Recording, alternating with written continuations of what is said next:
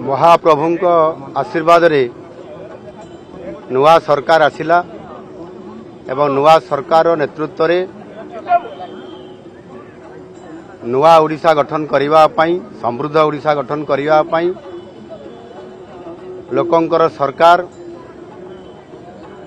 विगत 100 दिन हला आज 100 दिन पूरिला। ये 100 दिन रे महाप्रभुंकर ये श्रीक्षेत्र रे बड़दाण्डर आमर शरधा बाली रे आज मध्य एक 100 दिनिया पालनर पर्व थिला। आ सेही शुभ अवसर रे आज आमे महाप्रभु श्री जगन्नाथ को आज दर्शन कलु। प्रभु को आशीर्वाद रे प्रभु आमको 5 वर्ष पई ओडिशा शासनर दायित्व देइछंती एवं विगत 100 दिन रे प्रभु को आशीर्वाद रे अनेक कार्य संपादन हेइछि एवं लोकंकर आस्था भाजन हेइ पारिछु। लोक माने हमको आशीर्वाद करूछंती एवं लोक माने किभଳି भाबरे न्याय पाइबे, ओडिशार केमिति विकास हबो एवं आगामी 5 वर्ष रे नुआ ओडिशा गठन करिवार एवं समृद्ध ओडिशा गठन करिवार जो विकासर रास्ता बाहरी ताहा आगेइबो। सेतिपय महाप्रभु को निकट रे प्रार्थना करिछु।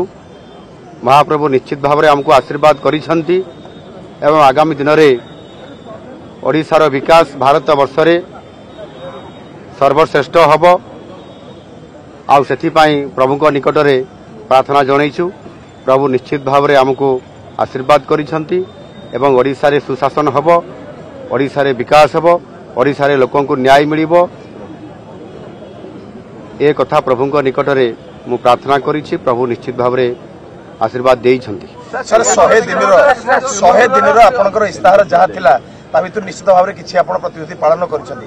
आगामी 1000 दिन पई आपन आगामी दिन पई कोन वर्तमान महिला सशक्तिकरण महिलार जो नियुक्ति तार देखंतु स्पष्ट भाव रे निर्वाचन पूर्वरु आम दलर शीर्ष नेतृत्व से घोषणा पत्र रे पॉलिटिकल मैनिफेस्टो रे बा आमर संकल्प पत्र रे आमे ताकू लिपिबद्ध करी लोकंक पाखु जाइतु। सेतरे स्पष्ट अछि ये 5 वर्षर ये मैनिफेस्टो रे समय अनुसार आवश्यकता अनुसार ओडिशार विकास क्षेत्र रे समस्त योजना गुड़िक घोषणा हबो एवं घोषणा मध्य हेइ चलीछि।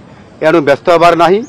प्रभु को आशीर्वाद रे ये समस्त काम यथा रीति अनुसार एवं विधानसभा रे एवं सरकारंकर कैबिनेट रे सरकारंकर नीति स्पष्ट भाव रे समय अनुसार हेबो।